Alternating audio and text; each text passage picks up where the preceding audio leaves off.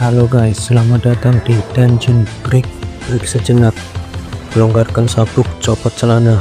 Saatnya kita menikmati cerita manhwa. Gas.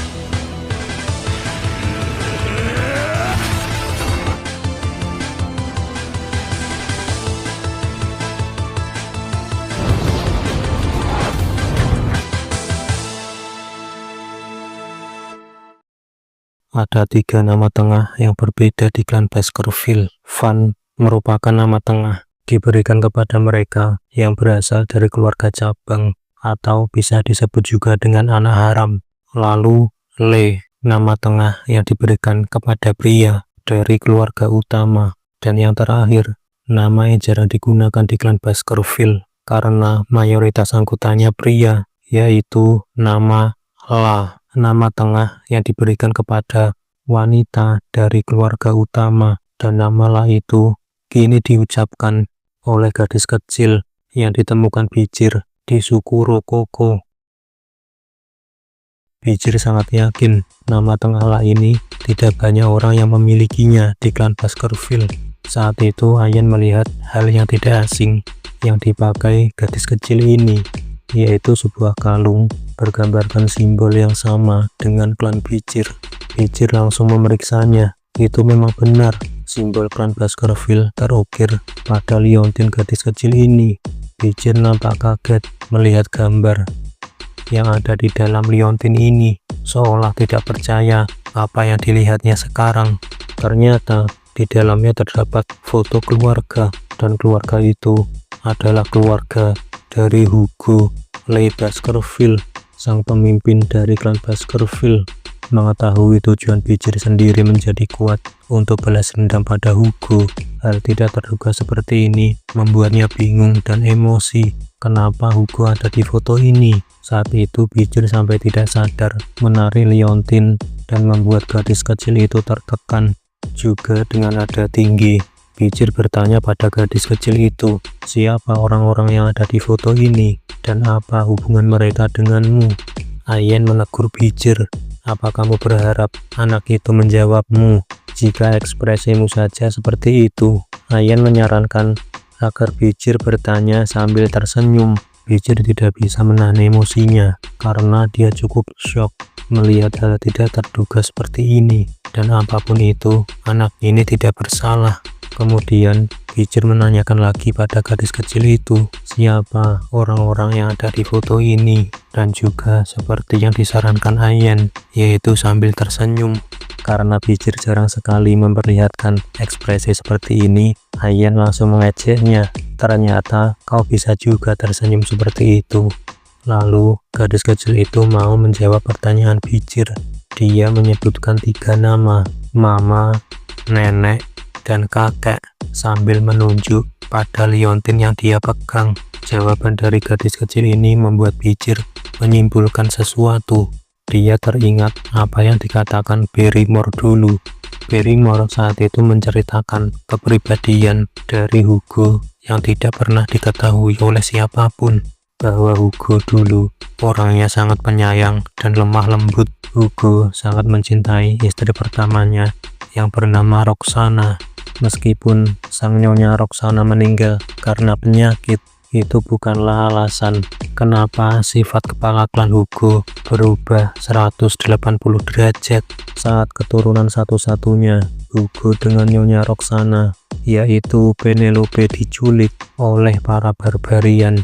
Dari situlah semuanya berubah. Karena sangat panik dan diselimuti amarah, Hugo bergerak dengan cepat untuk menemukan putrinya Penelope. Atas kejadian ini, Hugo meminta sang kaisar untuk memindahkan dirinya ke garis depan, dan agar rumah klan Baskerville yang awalnya terletak di dalam kepulauan, dia meminta kaisar untuk dipindah ke gunung Lerok et Lenoir, di mana di gunung ini para barbarian itu bersembunyi. Tapi tidak peduli seberapa banyak hunting dog yang dia kirim, Hugo tetap gagal menemukan jejak putrinya Penelope. Seiring berjalannya waktu, tanpa bisa mengkonfirmasi status hidup atau mati Penelope, hal itulah yang membuat sifat Hugo berubah sampai sekarang.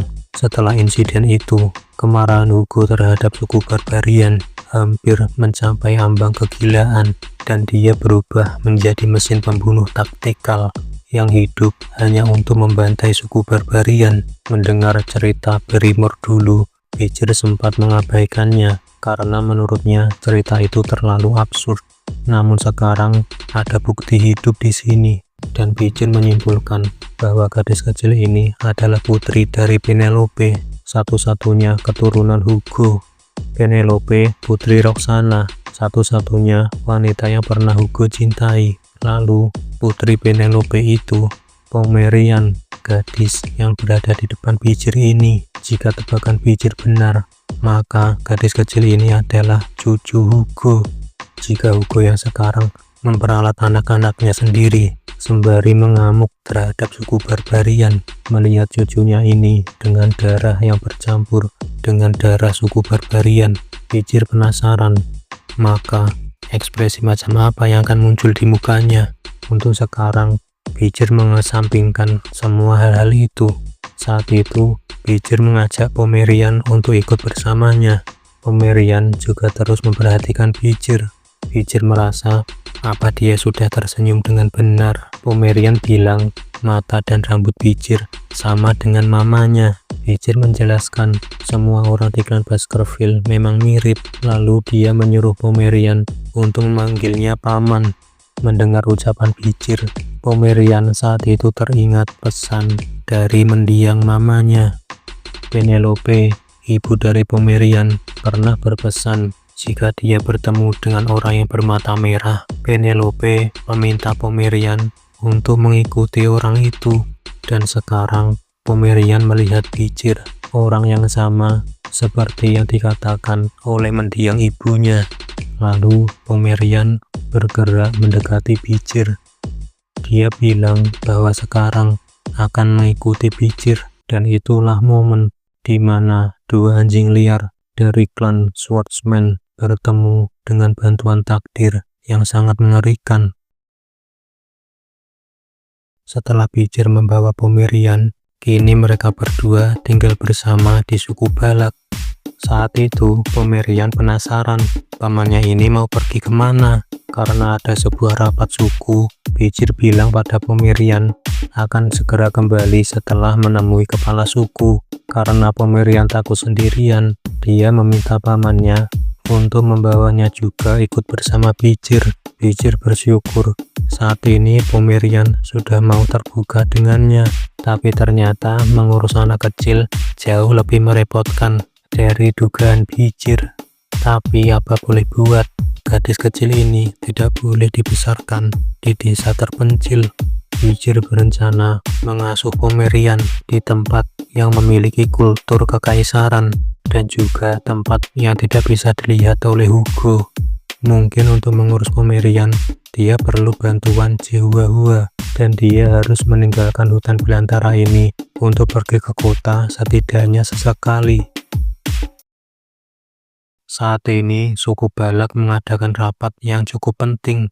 Sang matriark sedang membahas sebuah wabah yang kini sedang menyebar. Aquila saat itu juga mengingatkan bahwa musim hujan akan segera datang menghampiri suku Balak. Ini merupakan keadaan yang gawat. Jika wabahnya terus berlangsung selama musim hujan, maka kerusakannya akan lebih parah lagi. Wabah yang dikatakan oleh Aquila langsung dibantah oleh Aheuman. Dia tetap pada pendiriannya sendiri bahwa ini bukanlah wabah, tapi sebuah kutukan. Aheuman memberikan solusi. Kekacauan ini bisa mereka perbaiki asalkan mereka bisa menghancurkan kutukannya, dan solusi itu adalah menyiapkan pengorbanan besar. Ayen langsung membantah usulan dari Aheuman. Menurutnya tidak mungkin, ini adalah sebuah kutukan. Ayen menyarankan untuk meninggalkan desa ini dan pindah ke tempat lain sekarang juga. Tapi saat itu beberapa tetua sependapat dengan Aheuman. Tidak mungkin mereka meninggalkan tempat persemayaman leluhur begitu saja. Para tetua ini beralasan karena tempat ini sudah dihuni selama 200 tahun lebih. para pemuda suku Balak yang masih berpikir waras terus membantah mereka. Para pemuda suku Balak lebih berpikir secara logika. Jika wabah itu sampai datang dan menghabisi semua anak-anak, siapa yang akan melanjutkan masa depan suku Balak? Benih masa depan akan menghilang hanya karena mempertahankan mayat para leluhur. Perdebatan pun terus berlanjut dan situasinya semakin memanas. Aquila saat ini berada di posisi yang membingungkan. Secara nalar, pendapat pemuda suku Balak memang benar, tapi dia juga harus menghormati para leluhur. Bijir paham betul dengan wabah Red Death ini. Wabah ini juga sempat terjadi di kekaisaran di masa lalu.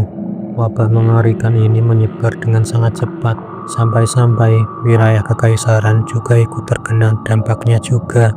Alasan kenapa kekaisaran bisa selamat itu adalah karena Camus Morghu yang menciptakan tembok api untuk menghentikan penyebaran wabah itu, dan juga saintis Dolores yang dikirim oleh Divine Holy dari klan Quo Vadis. Dia menggunakan holy powernya yang sangat dahsyat untuk membasmi wabah ini, tapi area penyembuhan hanya terjadi di dalam kekaisaran, sehingga sebagian besar barbarian yang hidup di dalam gunung Lerok Etlenoir, mereka sebagian besar mati.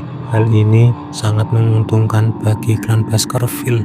Segera setelah suku barbarian itu menghilang, para makhluk demonik dengan rank rendah menambah jumlah mereka, yang menyebabkan munculnya sebuah monster wave. Klan Baskerville yang melindungi perbatasan disuruh kekaisaran untuk menumpas monster-monster ini, dan pada akhirnya klan Baskerville sukses melindungi perbatasan. Dengan begitu, pengaruh politik Hugo berkembang pesat setelah insiden ini. Dalam kebimbangan mengambil sebuah keputusan yang dialami Aquila saat itu, tiba-tiba Bijir mengangkat tangannya. Bijir berkata bahwa dia tahu cara untuk menghentikan wabah Red Death ini.